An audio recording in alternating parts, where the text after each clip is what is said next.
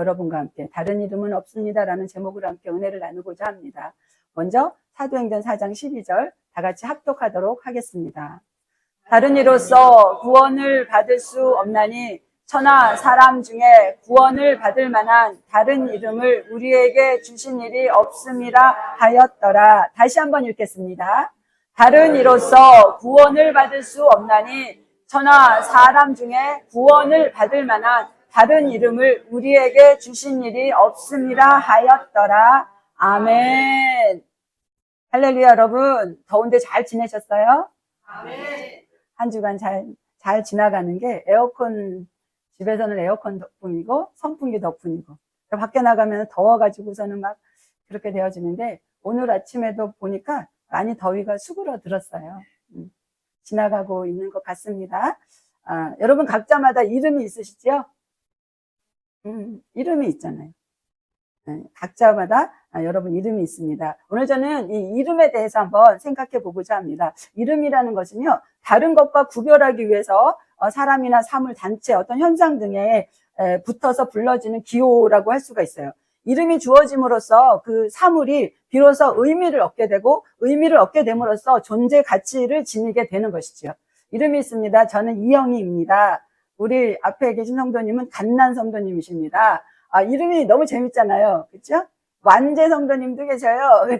이름이 그 이름을 생각하면 이분은 굉장히 이렇게 아기자기 갓난하시다, 이렇게 귀여우시다, 이렇게 난 생각이 나잖아요. 난이 같다, 뭐 이렇게 완재 하면은요, 완재 우리 집사님, 아이고 죄송합니다, 막 이름 불러서. 근데 이 집사님은 완벽하신 분 같잖아요. 얼마나 이게 그 이름에 따라서 그분의 이게 마음이 이렇게 느껴지는 것을 볼 수가 있어요. 선해하면 선한 것 같잖아요. 그렇죠? 선해. 일춘하면은 어때요? 한 마음인 것 같잖아요. 우리가 하나님 안에서 살아가면서 이름을 이렇게 부르고 갔는데요. 창세기 2장 19절에 보면은 이름을 누가 지었는지를 알 수가 있어요. 여러분의 부모님이 여러분의 이름을 지어줬고 어떤 분은 장명소 가서 이름을 지었고 막 그랬을 거 아니겠습니까? 근데 그 이름을 누가 지었는가? 여러분, 누가 지었죠? 창세기 2장 19절에 보니까 여호와 하나님이 흙으로 각종 들짐승과 공중의 각종 새를 지으시고 아담이 무엇이라고 부르나 보시려고 그것들을 그에게로 이끌어 가시니 아담이 각 생물을 보고 부르는 것이 그 이름이 되었더라. 호랑이가 지나가니까 호랑이가 처음에 이름이 없었어요. 호랑이가 지나가니까 호랑이 이러니까 호랑이가 되어졌어요. 사자 이러니까 사자가 되어졌어요. 원래부터 사자가 아니에요.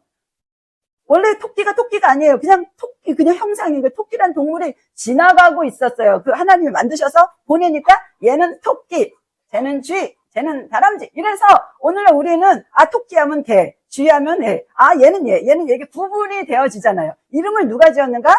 바로 하나님께서 우리에게 지어주신 것이지요. 이름을 붙여주셨습니다. 세상에는 수많은 이름들이 있습니다. 거기 철학자 이름이 나오고 과학자들의 이름, 종교 지도자들의 이름, 정치가들의 이름이 다 있어요. 사람들은 그 이름에서 의미를 찾으려고 하고 찾고 또 찾으려고 애를 쓰는 것입니다. 그래서 좋은 이름을 쓴다고 막 가서 이름을 막 만들고 이러잖아요. 근데 또 우리가 때로는 그 이름을 통하여서 어떤 사람들은 이제 구원을 찾으려고 하는 경우도 있어요. 어디 이단을 찾아가면 예를 들어서 어떤 이단의 이름이니까 글로 들어가면 구원을 받을 수 있겠다. 뭐 이렇게 쫓아가는 그런 경우가 있거든요. 근데 여러분 우리가 기억해야 되는 것이 있습니다.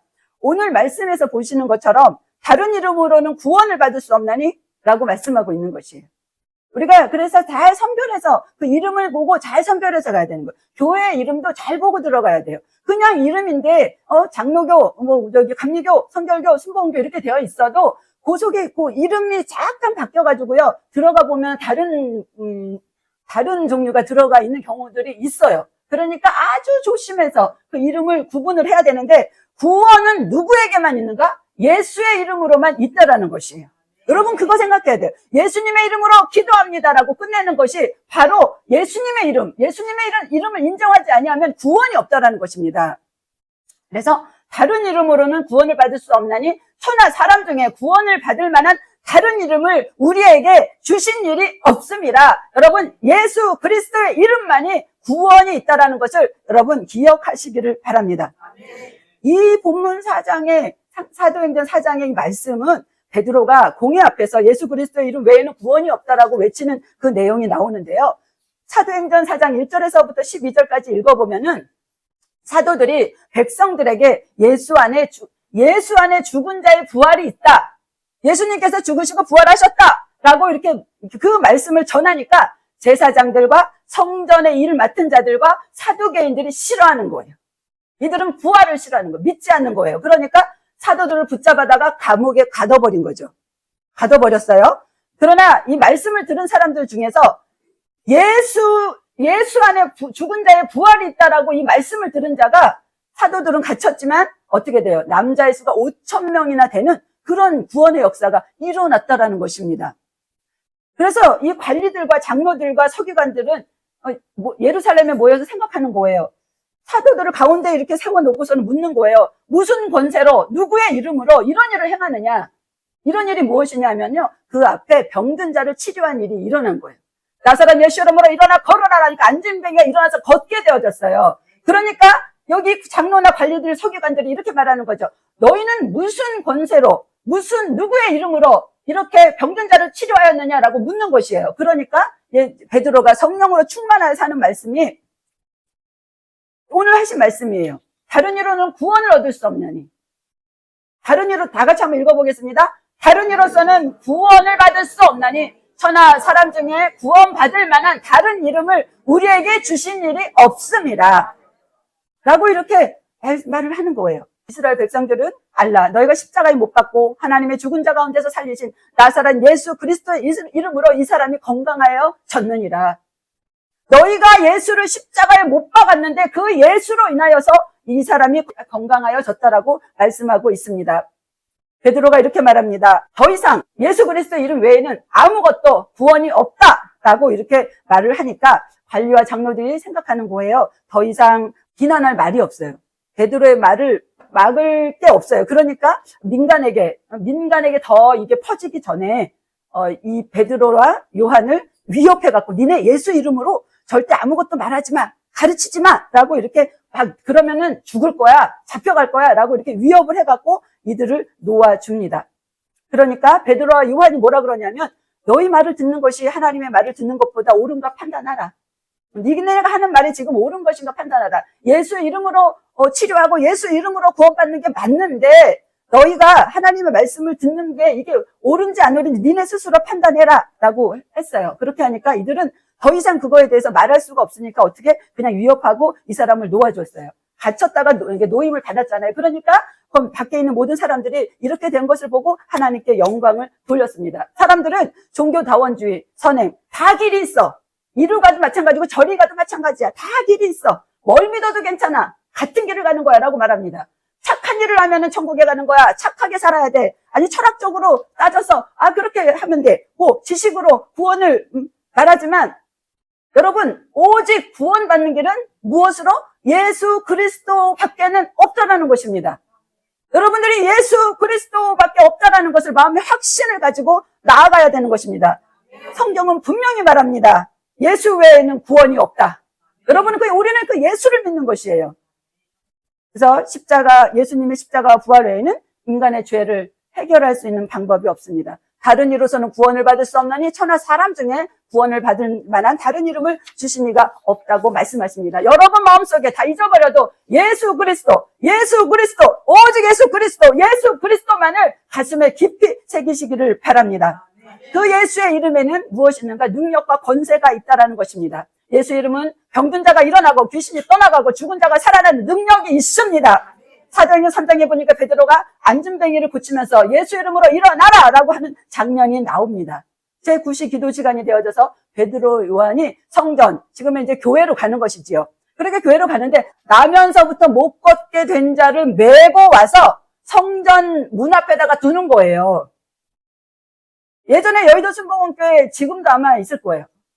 그 성전에 가면 계단에 올라가도 지하에서 계단에 올라가는데도 그분이 이렇게 앉아서 계시고 또 이렇게 성전 들어가는 그 입구에도 못 걸으시는 분이 이렇게 거적을 피고 계셔요. 그냥 지나가기가 너무 불쌍하잖아요. 그러니까 예배 드리러 가면서 좀 주는 것이지요. 그 당시에도 이렇게 태어나면서부터 못 걷게 된 자를 어떻게 했냐면 사람들이 메어다가 성전 문 앞에 이게 들어오는 저 입구에다가 놓는 거예요. 그러면 예배는 뭐 하러 가요? 하나님 앞에 죄사함 받고 하나님 사랑합니다. 이렇게 거룩하게 예배 드리러 가잖아요. 그러니까 그 마음속에 마음이 착해지잖아요. 저 사람 불쌍하구나. 그러니까 동전도 던져주고 돈도 좀 주고 이렇게 해서 이 사람들이 돈벌이를 하고 있는 것이었어요. 그러니까 베드로와 요한도 성전에 가서 기도하려고 성전으로 들어갔는데 보니까 그 나면서부터 안진뱅이가 거기 앉아 있는 거예요. 그러니까 안진뱅이가 베드로와 요한을 쳐다봅니다. 쳐다보고 있는 거예요. 그러니까 베드로와 요한이 딱 생각하는 거예요. 돈 달라 그러는 자라. 그렇죠? 그런데 어떻게? 이게 무엇이라고 말하는 거예요? 베드로와 요한이 그 구걸하는 성전 미문에 앉아있는 안진뱅이에게 무엇이라고 하냐면 은과 금은 내게 없거니와 내게 있는 것으로 내게 주노니 곧 나사렛 예수 이름으로 일어나 걸으라 라고 했어요. 내가 돈은 못 줘. 그러나 나사렛 예수 이름으로 일어나 걸으라 라고 하니까 아니 그 사람이 힘을 얻어갖고 평생 동안 걷지 못했던 그 안진뱅이가 일어나서 걷는 거예요. 예수 이름으로 여러분 우리는 하나님의 능력을 만날 수가 있어요. 하나님 능력을 체험할 수가 있습니다. 그런데 우리가 왜 체험을 못하냐면요. 저를 비롯해서 우리가 믿음이 없어. 하나님의 능력을 구하면서도 죽으면 죽으리라 이렇게 엎드려가지고 하나님의 능력 안에 들어가야 되는데 하나님의 능력 안에 들어가기엔 우리 배가 너무 불러요. 가진 것이 너무 많아. 이거 아니라도 될 것 같아. 그렇기 때문에 절실하지가 않아요. 예수의 이름으로 나사렛 예수 이름으로 하나님 나를 낫게 하여 주옵소서. 나사렛 예수 이름으로 흑암의 세력은 떠나갈지어다. 나사렛 예수 이름으로 내 마음을 해방하는 악하고 더러운 사단의 세력은 떠나가라 라고 하면서 믿음으로 가야 되는데 안 그래졌어요. 저는 여러분은 어떨지 모르시겠지만 제가 너무 많이 무디어졌다라는 생각이 들어요. 여러분 우리나라에도 예전에는 기적이 많이 일어났어요. 그러나 지금은 저기 아프리카 오지나 사람이 들어갈 수 없는 그런 곳에서는 진짜 질병이 떠나가고 병균자가 치료받고 여러 가지 기적들이 막 일어나는 것을 볼 수가 있어요. 왜냐하면 예수 이름밖에 없기 때문에. 예수 이름밖에 없기 때문에. 근데 우리는 가까운 데 병원 있고 가까운 데 약국 있고 뭐 여러 가지로 뭐 에어컨도 있으니까 더위도 잘 견디고 여러 가지로 상황들이 너무나 좋아지다 보니까 예수 이름을 찾기에는 조금 부식인 것 같은 느낌이 들어서인지는 잘 모르겠습니다. 여러분 다시 한번 예수 이름 안에 능력이 있어요. 예수님의 이름에는 권세가 있습니다. 나사렛 예수 이름으로 흑암의 세력은 떠나가라! 라고 여러분 지금 마음속에 무엇을 가지고 있습니까? 여러분 마음속을 해방하는 것이 무엇입니까? 그것을 나사렛 예수 이름으로 떠나가라! 라고 이렇게 여러분 명령하십시오. 속으로 명령하십시오. 그러면 여러분의 마음이 회복되어지고 다시 한번 주님 앞으로 나가게 될 것입니다. 그리고 예수의 이름을 전하는 것이 우리의 삶의 사명인 것입니다. 우리가 왜 살아가는 것인가? 여러분 가족을 위해서, 나 자신을 위해서 삶을 그냥 그렇게만 살아간다면 그것은 인생에 있어서 훗날에 아쉬움과 후회만 남을 것입니다. 알면서도 우리는 바보처럼 그렇게 또 살아가는 경우들이 있어요. 그러나 우리가 가족을 위해서 또 이웃을 위해서 여러 가지로 우리가 헌신하면서 살아간다고 하지만 그러나 우리가 잊어버리지 말아야 되는 것은 예수의 이름을 전하는 것이 우리의 사명이라는 것입니다. 그래서 가정에서도 예수의 이름을 전해야 돼요. 그렇기 때문에 참아야 되는 것이고 그렇기 때문에 우리가 인내함으로 갈 때에 우리의 모든 감정을 다스리면서 가야 되는 것이지요. 예수의 이름을 전하는 것이 우리의 사명인 것입니다. 여러분 지금의 이 시대가 얼마나 어지러운 시대입니까? 생각해보면 굉장히 어려운 시대를 우리는 지금 살아가고 있습니다. 주님께서는 말씀하고 있어요. 시대를 분별하는. 이 시대를 분별하는 지혜를 가지고 살아가라고 말씀하십니다. 마태복음 16장 1절에서 3절에 보면은 바리새인과 사두개인들이 와서 예수를 시험하여 하늘로부터 오는 표적 보이기를 청하니 예수께서 대답하여 이르시되 너희가 저녁에 하늘이 붉으면 날이 좋겠다 하고 아침에 하늘이 붉고 흐리면 오늘은 날이 굳겠다라고. 여러분 우리가 뼈가 좀 쑤시는 것 같다. 그럼 비가 올 것 같다라고 이렇게 느끼잖아요. 너희가 날씨는 분별할 줄 알면서 시대적인 표적은 분별할 수가 없느냐? 여러분 우리가 깨어서 기도하는 것이 무엇입니까? 예수님 말씀하시잖아요. 날씨는 분별할 줄 알면서 시대를 구분할 줄 모르는 예수님께서 다가오실 때가 다가오고 있다라는 것입니다. 우리에게는 누구나 다 종말이 있어요. 개인의 종말, 하나님께서 오시는 재림이 있습니다. 여러분, 우리는 언젠가 주님 앞에 갈 것입니다.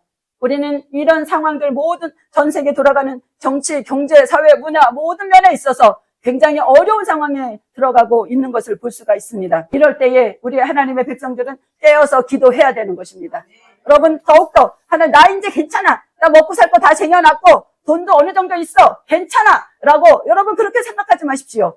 돈이 우리를 지켜주는 것이 아닙니다. 하나님께서 오늘 우리를 언제 부르실지 모른다라는 것입니다. 그렇기 때문에 우리는 마음을 다시 한번 새롭게 하여서 하나님께 변화를 받아서 기도해야 되는 것입니다. 이 시대를 분별하면서 여러분 뉴스를 보면서 또 여러 가지 유튜브를 들으면서 여러분은 판단해야 되고 생각해야 되고 우리가 어떻게 살아가야 되는 것인지를 여러분 우리는 진정으로 예수 그리스도 안에서 예수 그리스도께서 원하시는 그 인생을 살아가야 되는 것입니다. 그래서 믿는 자들이 어떻게 해야 되겠습니까? 믿는 자들이 거룩한 영향력을 끼치면서 살아가야 된다는 것입니다.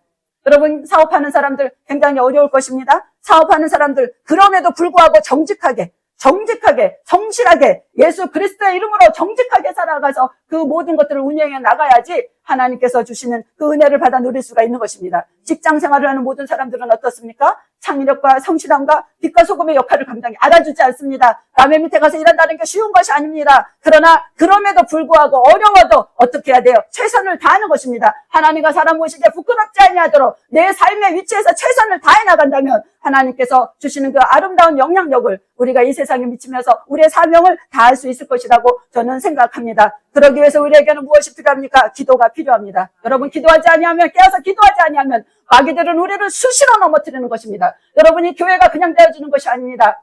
제가 시간이 갈수록 3년 전보다 지금 더 머리가 헷갈리고 복잡해지는 것이에요. 여러분 무엇이 그럴까? 그때는 한 명밖에 없어요. 우리 목사님하고 저 한 명밖에 없었을 때는 한 명밖에 없었으니까 이게 사단이 그렇게 많이 이렇게 춤추지를 않아요. 그러나 시간이 지나가면서 한 분 한 분 성도들이 오시고 들어가고 나가면서 마음을 힘들게 하는 일들이 많다라는 것입니다. 여러분들은 그렇지 않습니까? 여러분마다 여러분의 위치에서 기도의 제목들이 다 다르다라는 거예요. 그냥 우리가 이 마지막 시대에, 정말로 이 마지막 시대에 우리가 교회 같은 교회, 예수님 믿는 사람 같은 예수님 믿는 사람, 여러분 진정한 그리스도인이 되어야 되지 않겠습니까? 아무것도 주시지 않는다 할지라도 예수 그리스도 안에서 예수님 한 분만으로 우리가 만족할 수 있는 그런 인생이 되어지기를 바랍니다. 저는 그래서 마음 가운데 다시 한번 생각합니다. 그래, 내가 다시 한번 금식하고 다시 한번 기도하고 내게 주어진 이 상황을 이기면서 나아가리라. 여러분 하나님께서 우리에게 주신 사명은 바로 이 땅에서 믿지 않는 자들에게 전도하라는 것이고 그 전도함으로 인해서 기도를 해야 되고 기도함으로 많은 영혼들을 주님 앞으로 이끌 수 있는 것입니다. 여러분 우리에게 이렇게 가장 사랑하는 자 있습니다. 여러분의 가정에 가장 사랑하는 자가 있습니다. 그 이름을 부르면서 우리는 기도해야 됩니다. 여러분 마지막 순간에 사단이 그 영혼을 끌어가지 못하도록 우리는 그 영혼을 위해서 기도해야 되는 것입니다. 여러분 멀리 갈 거 없어요. 내 가족입니다. 내 사랑하는 아내, 내 사랑하는 남편, 내 사랑하는 자녀, 내 사랑하는 이웃이에요. 그러니까 일단은 여러분들에게 주어진 가장 가까운 사람, 그 사람을 하나님 아버지 앞에 어떻게 내어줄지 모르잖아요. 옹벽이 무너져갖고 그날 여러분 뉴스 보셨잖아요. 그 차가 가다가 지나가다가 벽이 무너져갖고 그냥 갈지 어떻게 알았냐고요. 만약에 그 사람이 예수를 믿었다면 얼마나 좋았을까.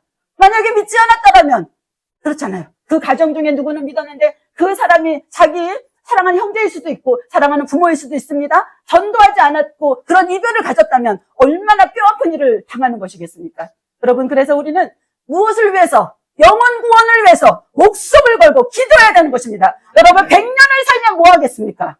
1000년을 산다 할지라도 살아있는 것이 중요한 것이 아니에요. 얼마를 살아도 그 사는 날 동안에 내가 예수 그리스도 안에서 주께서 주신 사명을 감당해야 되는 것입니다. 감당하기 위해서 우리는 기도해야 되는 것이지요. 여러분 새벽 6시에 우리 기도하고 있습니다. 여러분 여기 오면 막 우리 몇 분 안 되지만 막 큰 소리로 기도해요. 막 통곡하면서 울어요. 저 사람은 무슨 큰 일이 있는가 보다라고 생각할 정도로 처음 온 사람들 그럴 수 있습니다. 그런데 막 그렇게 울면서 기도합니다. 왜? 이제 다시 이런 기도가 살아나야 되는 것입니다. 여러분 우리나라가 진정으로 예수 그리스도 안에서 이만큼 되어지기까지 얼마나 통곡하는 기도가 있었는지 여러분 기억하시는 분은 기억하실 것입니다. 여러분 목숨을 걸고 여러분 안에서 내 삶의 슬픔이 아니라 이 나라의 문제를 가지고 우리 이 사회의 어려움을 가지고 죽어가는 영혼들을 위하여서 불쌍히 여기는 마음을 가지고 여러분 애통하고 통곡하며 목이 쉬도록 기도해야 되는 이 시대에 지금 우리는 무엇을 하고 있는가 이것입니다. 여러분 다시 한번 마음을 다잡아서 내가 편안하다고, 나 이제 괜찮다고. 여러분은 그렇게 생각하지 마십시오. 일어나서 나와서 하나님 앞에 기도하시기를 바랍니다. 우리가 기도하지 않고 속으로만 이렇게 기도한다면 그것도 기도죠. 맞아요. 그러나 우리의 속에 있는 것을 부르짖어서 기도할 때에 하나님의 놀라운 역사가 주님 안에서 나타날 것입니다. 여러분, 겨울이 오면 추워서 못하니까 이 여름에 따뜻할 때, 아주 훈훈할 때 나오셔서 여러분 기도하시기를 바랍니다. 기도하시면 하나님께서 여러분에게 주신 사명을 감당하는 인생을 살아갈 수 있도록 해결하실 것입니다. 말씀을 맺겠습니다. 다른 이름으로는 구원을 받을 수가 없습니다. 오직 예수 그리스도의 이름, 오직 예수 그리스도의 이름, 그 이름만이 구원을 할 수가 있는 것입니다. 예수 이름을 전하는 것이 우리의 사명입니다. 구원은 오직 예수 그리스도의 이름으로만 가능한 것입니다. 예수 이름에는 능력과 권세가 있습니다. 예수의 이름을 전하는 것이 우리의 사명인 것입니다. 예수 외에는 구원이 없다는 이 진리는 시대가 변해도 흔들리지 않는 진리인 것입니다. 교회의 성도는 오직 예수 그리스도의 이름을 의지하고 선포하고 전하는 삶을 살아야 하는 것입니다. 여러분, 우리 다시 한번 마음에 결심하시기를 바랍니다. 내가 기도하다가 죽으리라. 여러분, 기도해 보십시다. 우리 각자마다 문제가 달라요. 우리가 각자마다 가지고 있는 문제가 달라요. 그 문제 기도함으로 해결해 보자고요. 악하고 더러운 사단의 세력은 우리의 마음과 환경을 회방합니다. 주의 일을 못하게 합니다. 마음을 괴롭힙니다. 여러분, 그럴 때 어떻게 해야 돼요? 나사렛 예수 이름으로 물러가라! 라고 명령해야 되는 것입니다. 여러분, 다 같이 한번 해보겠습니다. 나사렛 예수 이름으로 물러가라! 아멘. 네. 여러분, 우리가 문제가 생길 때마다 이렇게 하나님 앞에 기도하면서 내 입술의 고백과 내 기도가 예수 그리스도의 보좌를 움직여서 하나님이 기뻐하시는 여러분 내 삶이 되시기를 바랍니다.